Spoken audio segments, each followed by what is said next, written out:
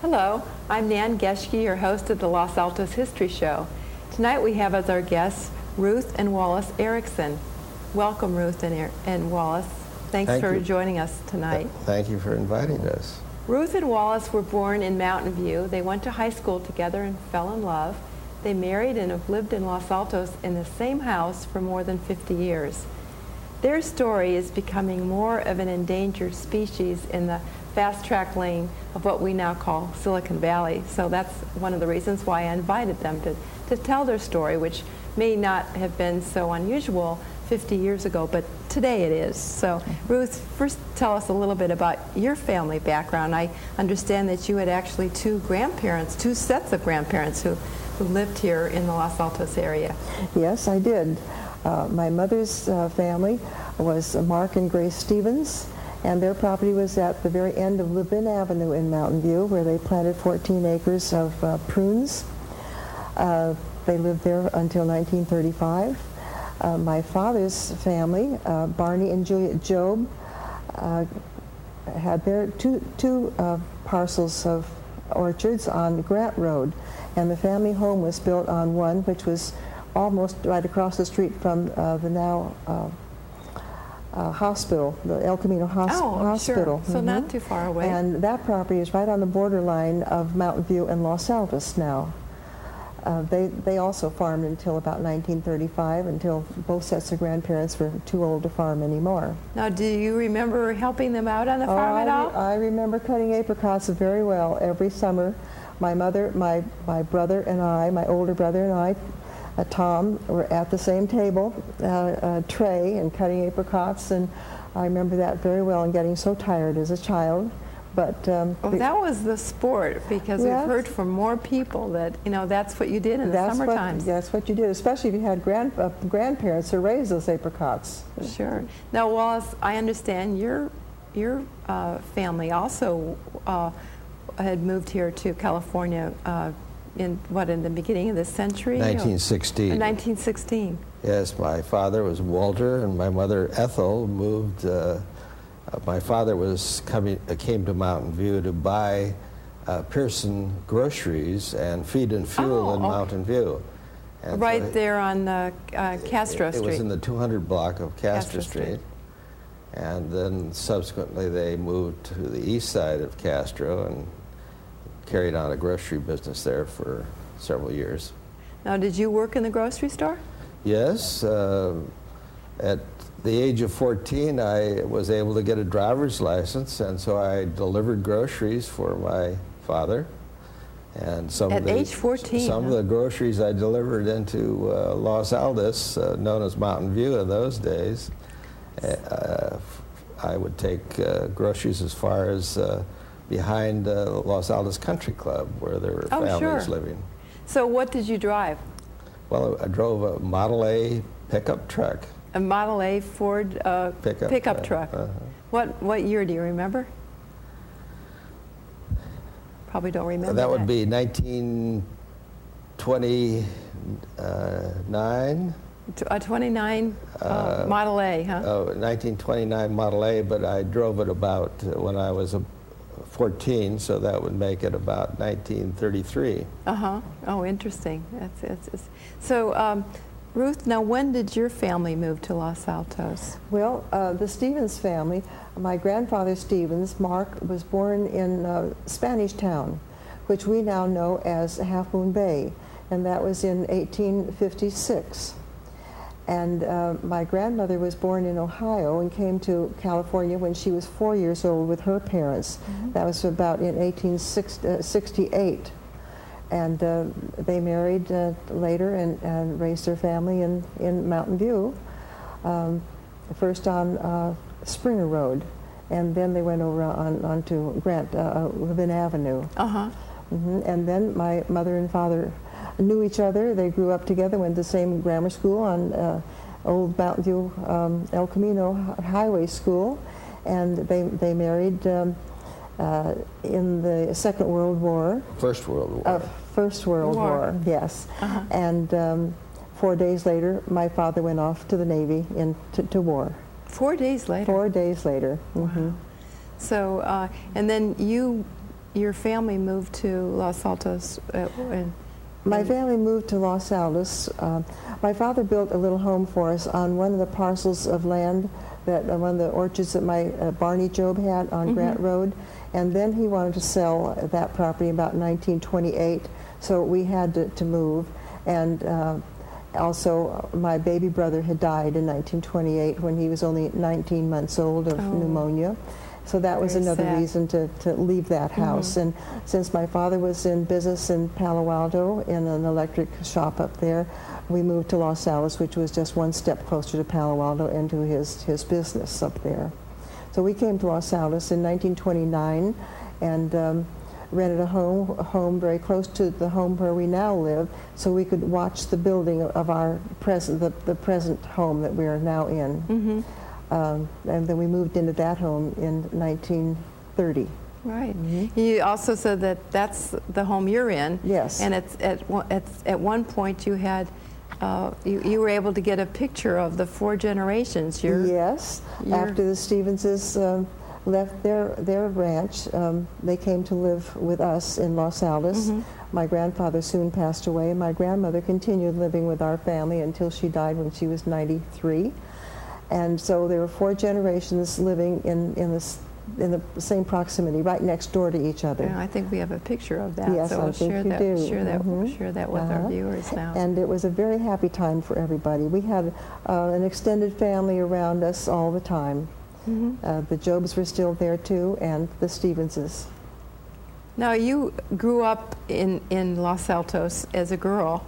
What do you remember about your school and some of the teachers and classmates? Well, Los Altos Grammar School was a very nice, friendly grammar school. It was small. There was only 320 students there. Was that the one on San Antonio Yes, Road? the old San Antonio Grammar School, where the real estate office is now. Well, right next to History House and the library. And it was a very stable school. The students didn't come and go very often like they do these days. The teachers were all teachers that had been there for several years. Mrs. Kaeg was the teacher that I highly respected. I was fortunate.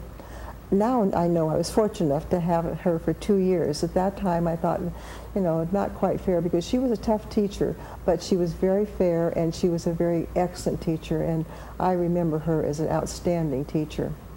The principals I remember, the first one was Mary Weibel. She wasn't there too long after I came. I entered in the second half of the 3rd grade. And then we had Howard Pease, who was an author. He wrote boys' adventure books, and he was an excellent principal too. The kids all liked him. The teachers liked him too. Next we had Matt Filgen, and he was very interested in theater. And he was one of the instigators of starting the community players that we had in Los Altos for several years. It was very active. Oh, good. Well, let me ask Wallace now what it was. I understand you and Ruth met in high school and at Mountain View High, correct? What was it like to be in high school in the late 30s? Give us a little snapshot, Wallace. Well, of course, Mountain View and Los Altos pupils were all in the Castro Street school. Sure. We had just one high school. And, well, from my standpoint, school was school to prepare yourself for college. And I also worked about 35 to 40 hours a week besides going to school, which I did through my sophomore year. But Ruth and I met while I played clarinet in the orchestra and band. Ruth was a bass viol player in the orchestra. And what did you play? And I played the clarinet, and so I could look over the music stand and see this young woman, girl in those days. And that's how we came to know each other. Now, I know you started driving when you were 14, but you also had a love affair with cars, I understand, Wallace. Well, I started out at a very young age driving, and you said my first car was a Ford Model T, which I paid $4 for. Oh, wow. And the second car was a Ford Model T, which I paid $15 for, and Ruth had the opportunity to ride with me in that. And I think we have a picture of that on our screen right now, so I'll give you a little picture of what it was like to drive around in those days. Now, I understand now, did you get married right out of high school, Ruth? No. No. Wallace had a college in that was his main goal, and that was my goal for him too. But I only went to college for 1 year at San Jose State, and then I took a job at the long-distance telephone office in Palo Alto. And so I worked while Wallace went to first San Jose State, and then he transferred to Stanford. And you got your degree in? Metallurgical engineering. Okay. And we married at the end of his junior year at Stanford, and we lived in Palo Alto at that time. Oh, okay. So what was it like to be a young married couple in the 1950s here in Los Altos? Because, you know, we live a very different life now, you know, in terms of how children are raised. I mean, give us a little idea of what it was like then, Ruth, as a sort of a mom and dad, you know, in the 50s. It was a very busy time for us because when Wallace finished Stanford, he had debts and loans to pay back to Stanford, so it meant hard work for us and watching our pennies, but that didn't seem to make any difference. You had 4 children, correct? Well, we eventually had 4 children. We lived in a quiet neighborhood where all the mothers were stay-at-home moms, and we got to know each other very well. We were friendly with one another, and finally the moms all got together, and once a week would meet at one person's house and do any job in the house that she wanted done. I love that. Wash windows, take down the curtains and wash and iron them and put them back up. Oh, polish silverware. We should do that now. And then the hostess would have dessert for everybody. And that was a happy, fun time. We all enjoyed doing that. The children all got along together very well. Now, what were your children's names? Our oldest is Wally Jr. Then there's Susan and Miriam and Tom. Tom is the only one who still lives in this area. Okay. And you also said that as couples you socialized, and you also formed a sort of a cooperative and tried to hire one of your a pastor for your church, is that right? Oh, yes. We became very interested in this group who was starting to form another Protestant church for Los Altos, and they decided on a Methodist church. So we joined in with them, and they had already secured property for it on Magdalena and Foothill Expressway right across from Rancho. But they didn't have any more money. At that time, Martin Tafe had a crop of apricots that he couldn't do anything with, so he offered the apricots to us. And so the men came home from work in the evening and picked apricots, and the women cut apricots all day long, and one of the women stayed home and took care of all the kids. And we cut, we dried, we sold the apricots, and had enough money to hire our first minister. Oh, that's wonderful. Well, with that story, I guess we're going to have to end for now, but thank you so much for coming to the studio and sharing a little snapshot of what it was like to grow up here and raise a family. And Ruth and Wallace were kind enough to invite us to their home of over 50 years in an area of Los Altos called Los Altos Park. And please stay tuned to hear more about their lovely home and about their garden. So let's roll that tape. And again, thanks for joining us tonight. Thank you very much, Dan. Thank you for inviting us.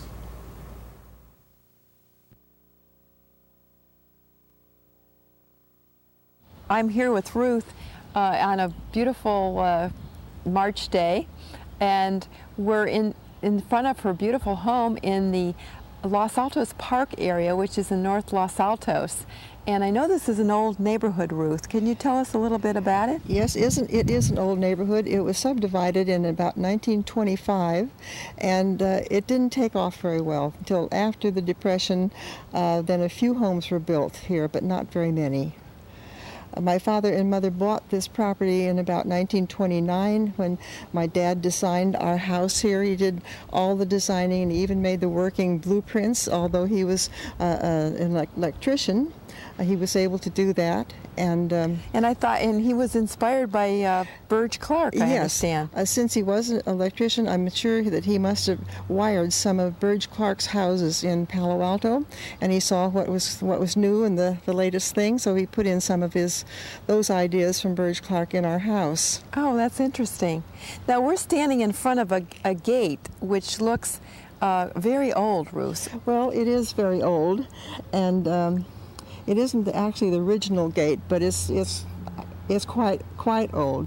And the hinges and this J that you see over there was made at Mountain View High School metals working shop, and my brother did that when he was in high school. Tom and Job made these. That's why the J. Job was my maiden name, the family name here, and it's been here ever since. As you can see, it's being held together by some supports here, but it's still going. And it looks like it's had a very long tour of duty. It certainly has. And the fence too is the fence is very old. It was put in around 1932 or so, and my dad went to Pescadero and bought the 6-foot-long grape stakes that he split lengthwise and cut them in half and made our picket fence. That's wonderful. Now, Ruth, let's talk a little bit about your home and some of the features of the home. I know that this roof, is that original roof? It's original roof on the bottom story here. The first story, that is original. Uh-huh. That's handmade tile, and it's called mission style because it's tapered, and the taper, they say, is made by the Indians putting the clay over their thigh, and that made the taper. Oh. You can even see fingerprints on those tiles up there. Is that right? Mm-hmm. Oh, that's the interesting. second story we added later in 1961, and that is a same style tile, but it's not as old. Not as old. No. So I thought maybe we could walk up towards your front door, and you could talk to us a little bit about what's going on up in that area. All right. So let's do that. All right. Now, Ruth, we're standing here in your entranceway. I've noticed that these posts are chipped, and that's kind of unusual. I haven't seen that before. Yes, that's called adzing. It's done with an old-fashioned, very sharp hole-like thing, and all these beams and the beams in the house were actually processed right here on the front porch by this man who had his adze. He'd put the beam between his legs and just hack away on it and make them look old that way. They do. They have a very rustic feel about them. And what about that door now? Is that an original door? No, that door was made in the late 60s. We came across an artist who lived here in Los Altos, a woman that was very talented in many forms of art, but wood carving was a specialty of hers. What was her name? Her name was Rosemary Nastich. She lived on Covington Road, and she took on the job of a front door for us, and we were very, very pleased with it. It's the same on the inside as it is on the outside. It gives the home that sort of Mediterranean character that is, so indicative, of this style of architecture. Yes, yes. And this bench too, I guess, that we're standing next to. She made that also. She made that. That's as a well? part of our dining room set, but we don't have room in the dining room for it, so it's out here. It lives outdoors. It lives outdoors. As you can see, it's kind of rugged now. Right. Now, I've noticed, too, that there's a wonderful tile picture on your chimney. Was that here originally, or was that That an was addition? that was made not too long ago, maybe about 6 years ago, by a very dear friend of mine, who is an artist, as you can see. Yes. My hobby is doing counted cross stitch, and I made her a piece that she thought the world of, and she made this for me.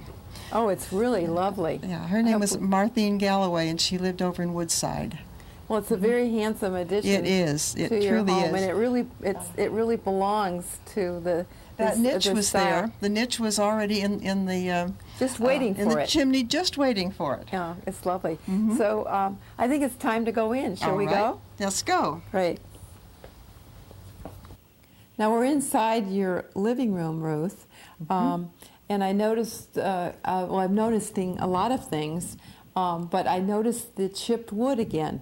Yes, some more of this adzing done.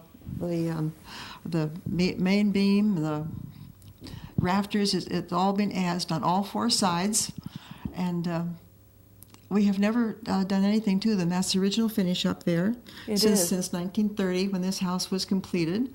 So this house will be 70 years old this summer. 70 years old, and you are your mother and father, your grandmother and you have been the only occupants. Is that correct? Oh yes, except for 1 year when we were traveling, we had a family that leased the house. They took better care of it than we did while we were gone.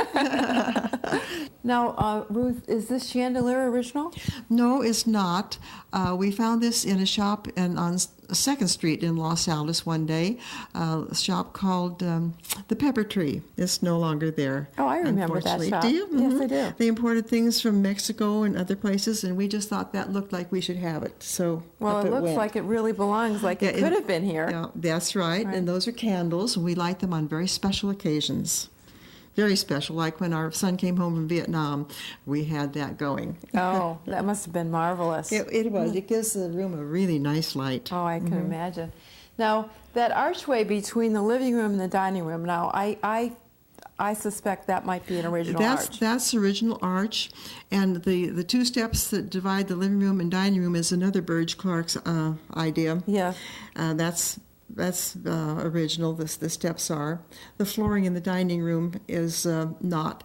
We had hardwood floor, but with our family, we really beat it down. So we replaced it a number of years ago, and the tile's working well. Oh, that's great. And I noticed the furniture, too, it looks like it was carved by that same By artist. Rosemary Nastich. And she figured that we needed benches, since the room is so small. 8 chairs would be too many chairs in one room. So she thought the benches would be heavier and wouldn't move around as much. And it works very well, except when we have company. It's like dealing cards. You go in next, you go in next, you go in. I'll have your places. Yes, and half of the men sit down before all the women sit down, too. Oh, okay. And there are doors in that dining room, too. On the china cabinet. And those are carved by The Rosemary? same woman, yes. Very interesting. Yeah, and all she made, we have a coffee table here, and she made that also. Oh, well, you gave her a lot of business. We did give her a lot of business, and But it's very handsome, and it goes we're so very well. happy. So We're well. really happy with this. Well, thanks. Now, Ruth and Wallace, we're standing in your courtyard, what you call your courtyard, and I can't help but just be astounded by your beautiful wisteria. And I understand, Ruth, that has some history in your family, the Job family. The Job family, yes, we've always had a wisteria there. We actually have 3 here now. 2 bloom early and 1 blooms late. So we have a long season of flowers. You're very fortunate to be here right at its height. It's just beautiful. Yes, congratulations. Well, thank you. And the trunk on the wisteria is just the biggest I've ever seen. It's quite large, isn't it? Yeah, it's just really remarkable. Yes. It just keeps going on and on. Yeah. Now, Wallace, I understand that you are responsible for this fountain that's gurgling behind us. What can you tell us about that? Well, it was my post-retirement project, and I built it by putting in a concrete liner, and we recirculate the water. It comes up through a sandstone grinding wheel, which we obtained from the Argonaut mine in the gold country of California. And It's very handsome. And you said there's a light that goes through that? there's a light inside the casting from which the fountain originates. So when you have a dinner party or something in the evening, you can actually turn on the fountain and see a light. The light shines right up the column of water. Oh, that's interesting. Now, also, I noticed that there's some more ironwork on the second story. Was that also built by your son who did the gate? No, this was done by our older son. Oh, the whole family gets involved in this house. And